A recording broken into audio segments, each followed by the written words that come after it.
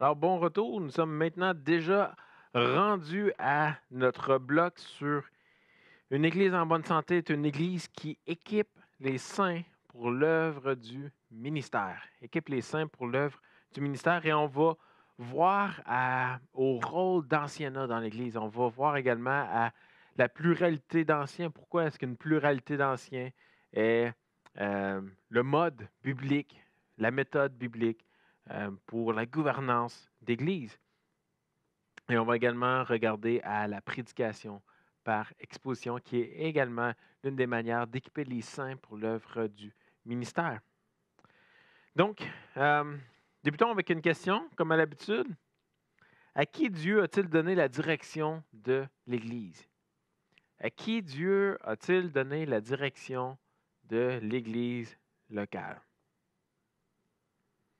Maintenant, si votre réponse était la direction a été donnée au pasteur, cela signifie-t-il maintenant, ma deuxième question, est-ce que cela signifie que tout pouvoir est donné au pasteur?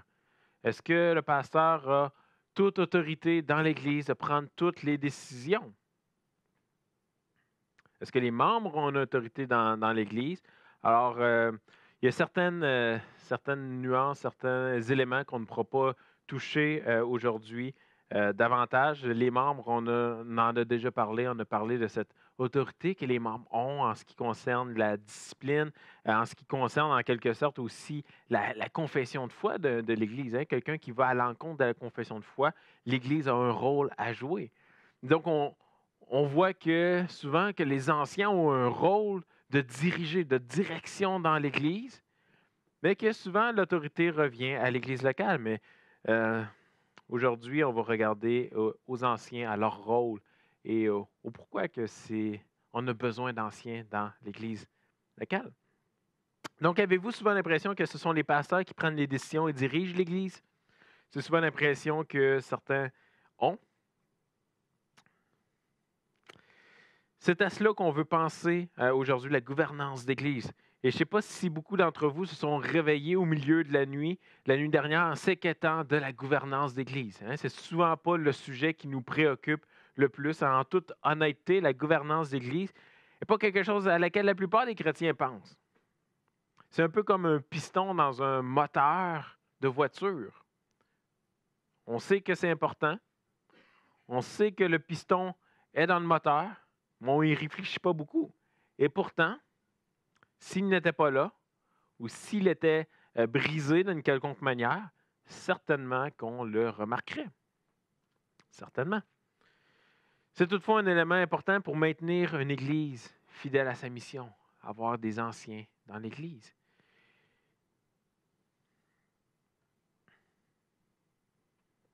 Pour commencer, permettez-moi une petite définition de la gouvernance d'Église.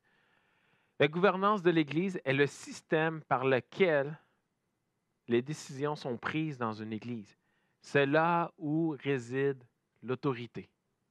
Donc, la gouvernance de l'Église est le système par lequel les décisions sont prises dans l'Église et c'est là où réside l'autorité. Par exemple, qui décide de ce que nous devrions mettre dans notre confession de foi? La façon dont on décide de cette question dépend de notre système de gouvernance. La gouvernance de l'Église peut être un grand outil pour l'unité ou un grand adversaire de l'unité dans une Église. Si l'on pense à la personne qui détient l'autorité décisionnelle dans une famille, cela montre à quel point ce concept est crucial. Et lorsque l'enfant veut, par exemple, manger de la crème glacée pour le souper et rester debout jusqu'à 1 heure du matin, il faut lui rappeler que c'est maman et que c'est papa qui sont responsables, pas eux. De même, on a besoin de savoir qui détient l'autorité dans l'Église parce que l'autorité appropriée devrait protéger et faire prospérer l'unité d'une Église. Et donc, étant donné qu'on ne parlera pas nécessairement du rôle des membres, étant donné qu'on a touché à cette partie-là, on va survoler rapidement le rôle des diacres dans l'Église. Je ne suis pas en train de dire ici que les anciens dans l'Église ont toute autorité. Je ne suis pas en train de dire que c'est eux qui doivent prendre toutes les décisions. Comme je l'ai mentionné, les membres ont un certain niveau de décision à prendre. sous la direction des anciens dans l'Église. Les anciens ont une autorité dans le sens qu'ils doivent montrer la direction. Ils ont un rôle à jouer spirituel envers les membres. Et les diacres ont d'autres rôles également qu'on va survoler rapidement. Donc, commençons par le début, l'office biblique du pastorat ou l'office biblique d'ancien. C'est ce qu'on voit dans 1 Timothée, chapitre 3, dans titre 1, les versets 6 à 9. On voit les qualifications pour un ancien. Et donc, je ne prendrai pas le temps d'aller lire toutes ces qualifications-là, mais l'office biblique existe. On voit que Paul va les énumérer dans 1 Timothée 3. Il va parler de ces qualifications-là pour établir un ancien dans l'Église locale, afin qu'il soit un modèle. L'office d'ancien de pasteur, le terme, que ce soit le terme ancien, évêque ou pasteur, dans le Nouveau Testament, c'est des termes qui sont interchangeables. On peut utiliser ancien. Si vous avez remarqué au travers de cette formation, j'ai utilisé le terme pasteur, j'ai utilisé le terme ancien. Évêque est un terme qu'on utilise un peu moins. Mais tous ces termes-là sont tous des morceaux du même diamant. C'est juste qu'on regarde à différents rôles, différentes tâches que l'ancien ou le pasteur ou l'évêque a et qui fait référence à tout cela. Donc, comme je l'ai dit, les anciens doivent répondre à certaines qualifications telles que définies dans 1 Timothée 3 ou dans titre 1, 6 à 9, par exemple. Pourquoi des qualifications? Pourquoi est-ce qu'on a des qualifications pour les anciens? Un peu comme vous n'allez pas confier, probablement, vos soins médicaux à quelqu'un qui n'est pas médecin. L'Église est assurée que ceux qui sont chargés des responsabilités les plus importantes remplissent certains critères bibliques qui établissent leur caractère, leur capacité à servir. Parce que lorsqu'on nomme des anciens en tant qu'Église, ces anciens ont un rôle, ont une certaine autorité, doivent nous donner une direction, doivent veiller sur nous. Ils sont nos responsables spirituels. C'est eux qui vont nous enseigner dimanche après dimanche. Et donc, ces critères servent à venir qualifier ces gens-là. Ce pas des critères on doit absolument, ils doivent 100% avoir ces critères-là, ils ne doivent pas dévier de cela. Non, comme tout chrétien, les anciens, les pasteurs vont chuter, vont tomber au péché. Mais tout comme tout chrétien, les fruits sont la repentance. Et c'est le désir, l'aspiration d'atteindre ces qualifications-là, des qualifications en fait qui semblent élevées lorsqu'on les lit rapidement, mais qui finalement devraient être les qualifications que tout croyant devrait chercher à avoir. Être mari d'une seule femme, être sobre, être modéré, apte à l'enseignement, etc.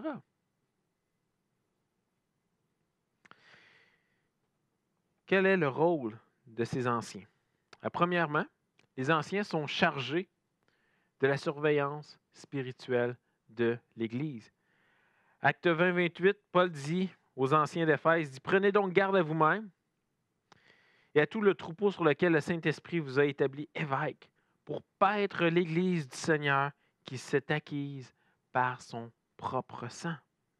Prenez donc garde à vous-même et tout le troupeau sur lequel le Saint-Esprit vous a établi évêque, pour paître l'Église du Seigneur. » On est chargé de surveiller spirituellement l'Église. Et pas surveiller dans le sens de espionner les membres de l'Église, puis installer des caméras, des détecteurs, installer des applications sur mon téléphone, savoir où sont les membres durant la semaine. Non, on est appelé à surveiller spirituellement. Est-ce qu'il y a des membres de l'Église qui sont en détresse spirituelle? Est-ce qu'il y a des membres de l'Église qui ont besoin de prière? Est-ce qu'il y en a qui vivent des épreuves? Est-ce qu'il y en a qui se réjouissent et avec lesquels on pourrait se réjouir avec eux? On est appelé à veiller sur leur âme. Hébreux 13, 17 dit « Obéissez à vos conducteurs et ayez pour eux de la déférence, car ils veillent sur vos âmes comme devant en rendre compte. Qu'il en soit ainsi, afin qu'ils le fassent avec joie et non en gémissant, ce qui vous ne serait d'aucun avantage. » On veille sur les âmes. Je parle aux pasteurs ici. aux anciens dans les églises, on a ce rôle premièrement de surveillance spirituelle des membres de notre Église. Ça nous ramène encore au membership. Qui fait partie de l'Église? Et c'est là qu'on voit l'importance d'avoir un membership bien établi, de savoir vraiment qui fait partie du dedans et qui fait partie du dehors, parce que j'ai à prendre soin d'eux. Je vais devoir rendre compte de leurs âmes. De quelle manière j'ai pris soin. Donc, ça nous amène à voir d'une manière pratique de quelle manière est-ce que je veille sur les croyants. De quelle manière est-ce que je veille sur les membres de mon Église? C'est une question qu'on doit se poser et par la suite mettre en application. Est-ce que je visite les brebis? Est-ce que je connais le cœur de mes brebis, des brebis du Seigneur? Est-ce que lorsque je me réunis en équipe pastorale ou en comité d'anciens, peu importe la manière que vous l'appelez, est-ce que prenez le temps de prier pour les membres de l'Église? Est-ce que vous prenez le temps de prier pour ceux qui vivent toutes sortes d'épreuves? Est-ce que vous prenez le temps de contacter, de visiter, de rencontrer ceux qui sont en train de s'éloigner? Vous avez un rôle à ce niveau-là. La surveillance spirituelle de l'Église. Pas d'espionner, non, de prendre soin. De veiller plutôt. C'est de veiller spirituellement sur l'Église. Deuxièmement, un autre rôle, les anciens sont chargés de l'enseignement et de la prière. On voit dans Acte 6 que les anciens devaient se consacrer à la prière au ministère de la parole.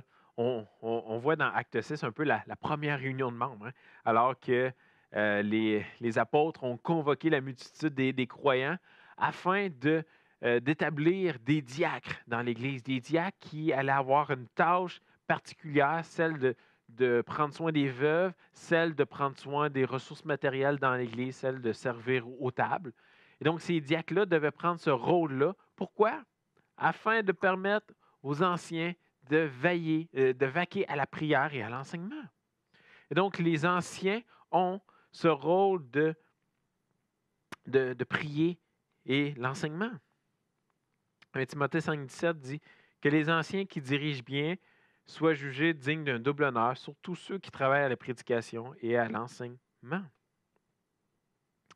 On voit ici sensiblement la même chose dans 1 Pierre 5,2. Donc, on est appelé à enseigner et on est appelé à prier. Troisièmement, les anciens sont responsables d'équiper les croyants pour l'œuvre du ministère.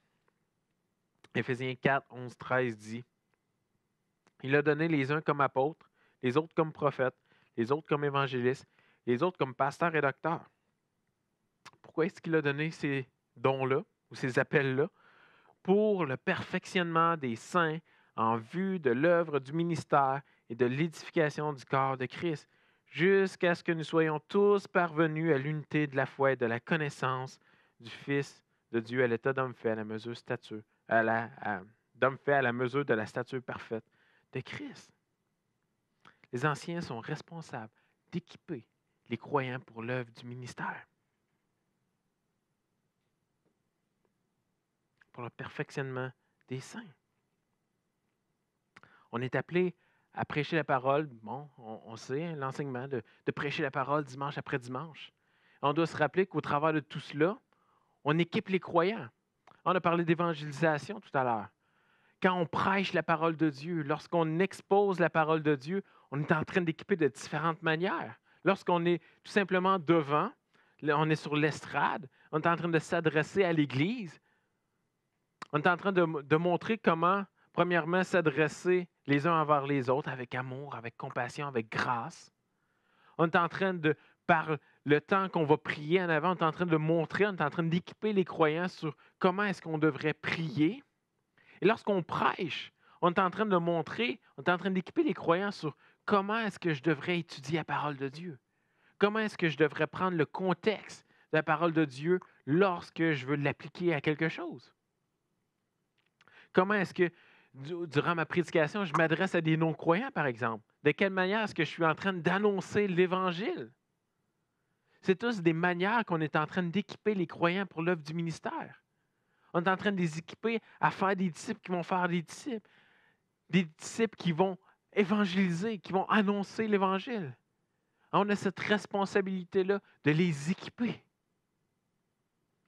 Et c'est à vous de voir, autre que la prédication, de quelle manière est-ce que vous êtes en train d'équiper, de prendre soin, de surveiller les membres de votre Église. Et donc, c'est des rôles. Il y a d'autres rôles que les anciens sont appelés à faire, 3 rôles principaux qu'on peut ajouter plusieurs à l'intérieur de tout cela. Deuxièmement, quelle est l'importance du rôle d'un ancien dans l'Église locale? Vous savez, on a souvent beaucoup de difficultés aujourd'hui avec l'autorité. Et souvent, ça s'explique malheureusement par différents abus dans le passé de cette autorité-là. Quand on parle d'autorité, souvent on parle d'abus en même temps.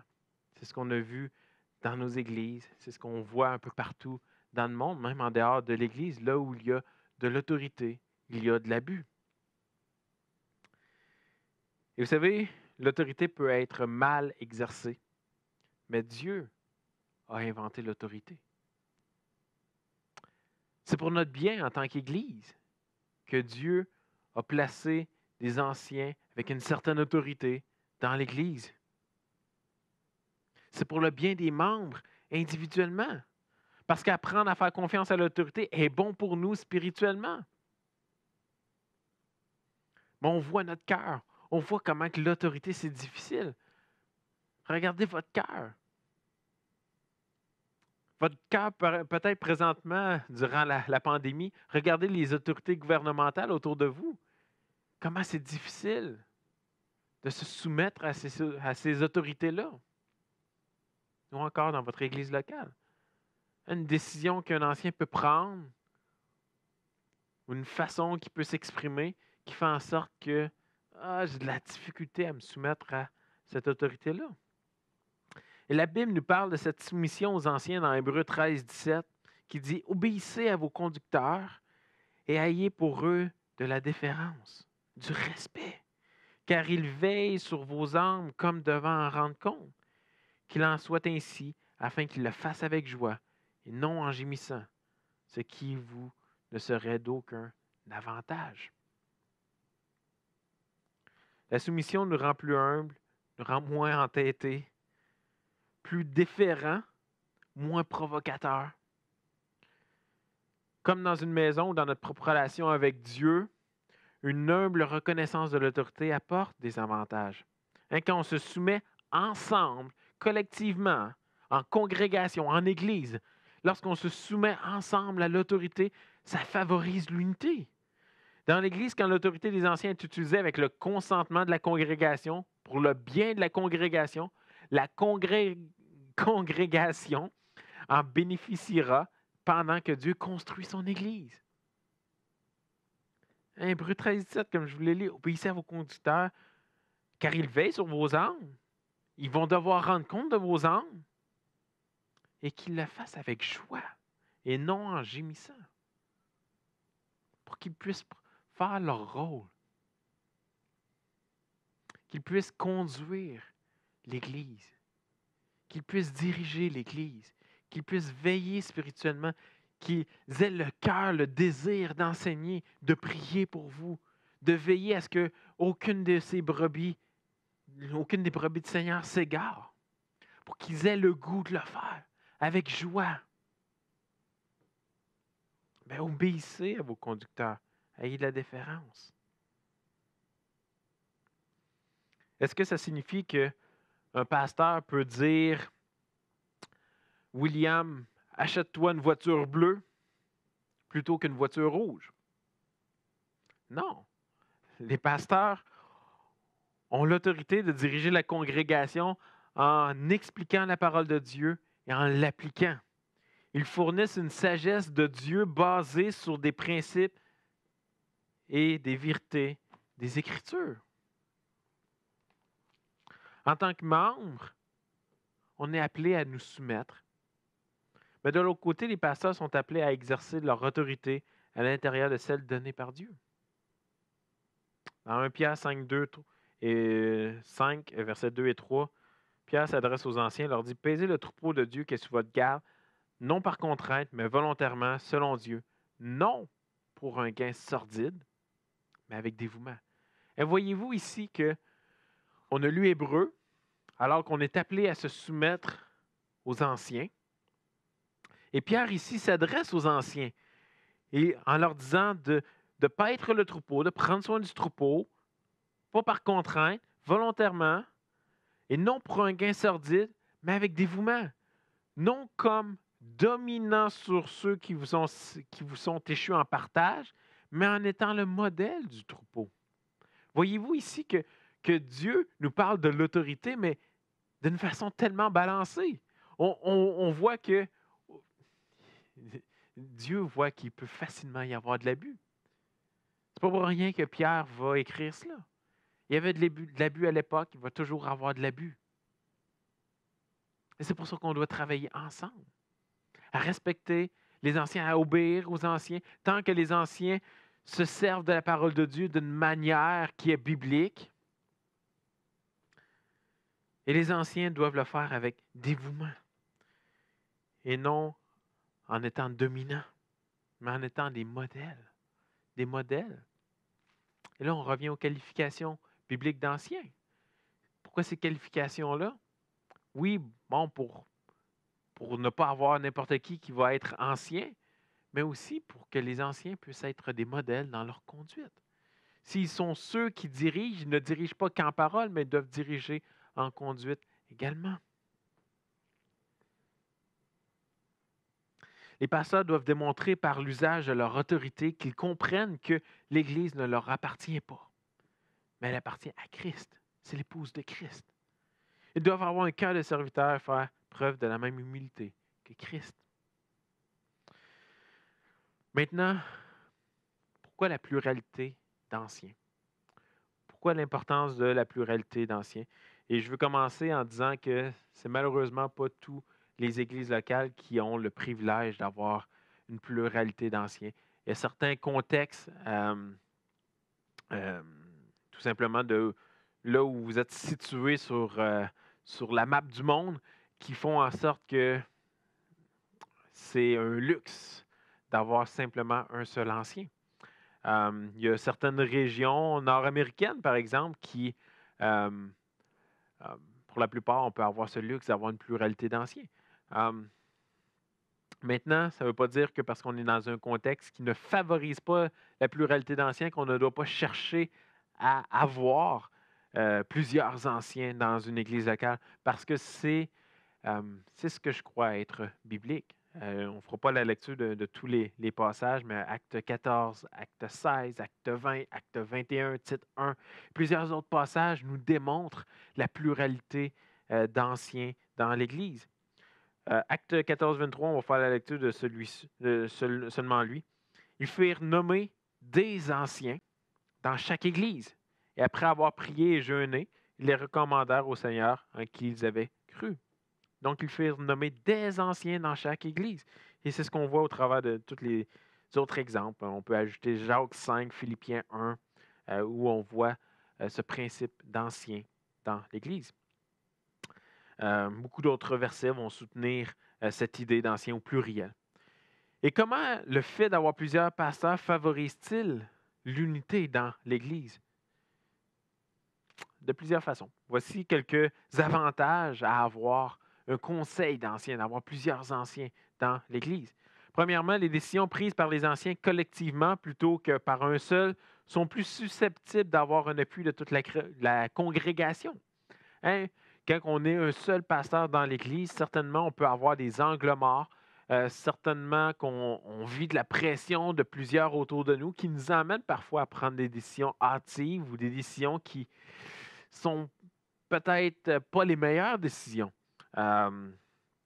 Maintenant, d'avoir un collège d'anciens, d'avoir une pluralité d'anciens, permet de prendre une décision ensemble, être plusieurs. Et donc, on couvre plusieurs angles morts, on couvre on est plus susceptible de connaître les membres de l'Église et donc ça nous amène à prendre des décisions euh, qui sont plus bibliques, si on peut dire.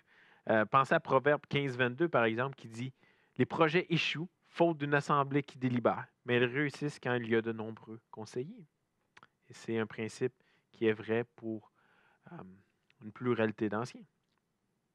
Donc, avoir des anciens signifie que les anciens doivent faire preuve d'humilité, en quelque sorte, dans leurs relations les uns avec les autres. Et leur humilité doit être également un modèle pour toute l'Église. L'autre côté de celui de cela est qu'une pluralité d'anciens augmente la confiance des membres dans le processus de prise de décision, tout en soulageant le pasteur d'avoir à supporter toutes les critiques pour une décision. Et donc, quand on est plusieurs, c'est beaucoup plus facile pour l'Église d'avoir une confiance envers les anciens, alors qu'on est plusieurs à prendre une décision, alors que lorsqu'on est tout seul, c'est beaucoup plus difficile. On le voit dans de nombreuses églises, comment que plusieurs pasteurs qui, malheureusement, pour des raisons de contexte, souvent, sont seuls à prendre soin de l'Église, sont seuls à prendre des décisions pour diriger l'Église dans une direction quelconque. Et tellement de pasteurs vont tomber en dépression, vont vivre des burn-out, des épuisements, parce que c'est difficile. C'est difficile de porter ce fardeau-là, alors qu'avec une pluralité, on peut partager le fardeau ensemble. Deuxièmement, une pluralité d'anciens permet aux dirigeants de mieux connaître la congrégation. C'est plus facile pour plusieurs pasteurs de connaître et de s'occuper de différentes parties de la congrégation qu'un seul pasteur. Avec une pluralité de pasteurs, il est moins probable que les membres de la congrégation se sentent négligés ou qu'ils aient l'impression de ne pas avoir accès aux dirigeants. Donc, imaginez-vous une église plus nombreuse, par exemple, une église de 150, 200, 250, une église de 1000. L'importance d'avoir une pluralité d'anciens alors qu'on peut prendre soin réellement des membres. On ne prend pas soin seulement qu'en surface, mais non, on a le temps de s'occuper, de prendre soin de paître, de troupeaux. On a le temps de connaître les brebis qui sont devant nous quand on est plusieurs. Alors que lorsqu'on est seul, ça devient une montagne difficile. Et dans tout cela, on doit se rappeler que les pasteurs servent de sous-bergers aux grands bergers, aux grands pasteurs. Ils ne seront pas parfaits comme Jésus. Quand ils mènent l'Église comme Jésus, on doit les encourager. On doit les suivre comme ils suivent Christ. Et ça, c'est le rôle des pasteurs, c'est de donner une direction qui est fondée sur la parole de Dieu, une direction spirituelle sur l'Église. Ils sont responsables de l'enseignement, ils sont responsables d'équiper et de prier pour l'Église.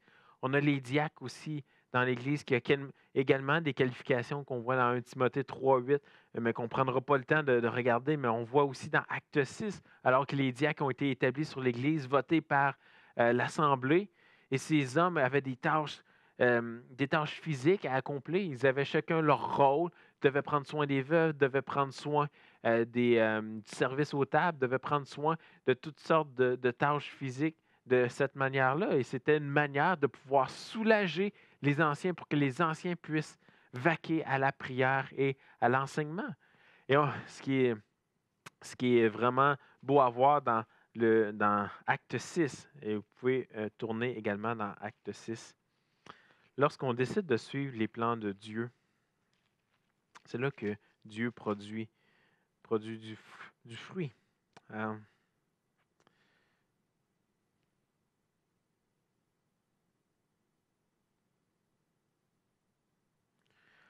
Le début de Acte 6, les diacres ont été instaurés pour laisser les anciens pouvoir vaquer à l'enseignement et à la prière.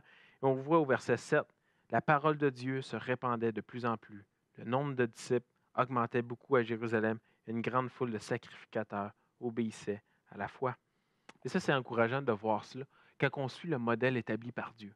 Lorsqu'on suit les plans de Dieu pour son Église, d'avoir des anciens qui accomplissent le rôle d'anciens. Lorsqu'on a des diacres qui accomplissent le rôle de diacre. Et tout cela contribue à ce que la parole de Dieu soit annoncé, soit proclamé, et qu'il puisse y avoir des conversions, qu'il puisse y avoir des âmes qui vont être sauvées. C'est ça qui est formidable ici dans Acte 6, que la parole de Dieu se répandait de plus en plus parce que tout le monde était à sa place, tout le monde jouait son rôle. Et il y a eu, le nombre de disciples a augmenté et beaucoup obéissaient à la foi. C'est merveilleux. Et donc, c'était pour les diacres. On a parlé de la congrégation au niveau des membres, comment que l'Église a un rôle au niveau d'affirmer, donc de reconnaître qui est représentant de Christ et de retirer cette affirmation-là par la discipline. La discipline, comme je vous mentionnais tantôt, qui a différentes nuances, mais l'Église a cette responsabilité-là de dire, je n'ai plus les évidences que cette personne est un enfant de Dieu, et donc je retire cette affirmation-là. J'aime encore cette personne-là. Je veux encore l'évangéliser, lui partager l'Évangile pour que cette personne-là se repente et revienne à la foi.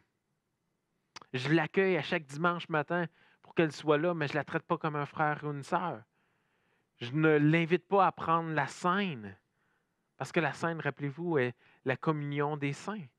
C'est un temps où on se remémore le sang de Christ, qu'on se rappelle la grâce de ces éléments-là que Christ nous rappelle au travers de la scène. Quand on parle d'excommunication, souvent le terme vient de cette communion au sang de Christ, lorsqu'on prend le repas du Seigneur. Et donc, on excommunie, on retire de la communion. Donc, souvent, avec les pères de l'Église, de discipliner, mais de permettre de venir le dimanche signifiait de retirer du repas du Seigneur, de ne pas éviter de fermer, de clôturer le repas du Seigneur en quelque sorte, afin de ne pas permettre que les gens disciplinés, les incroyants, participent à la scène. Parce qu'ils étaient excommuniés, ils étaient enlevés de la communion du corps. Et donc, la congrégation a cette responsabilité-là dans l'Église également. Sur ce, encore une petite pause et on se revoit dans quelques instants pour l'importance de la prédication par exposition dans l'Église locale.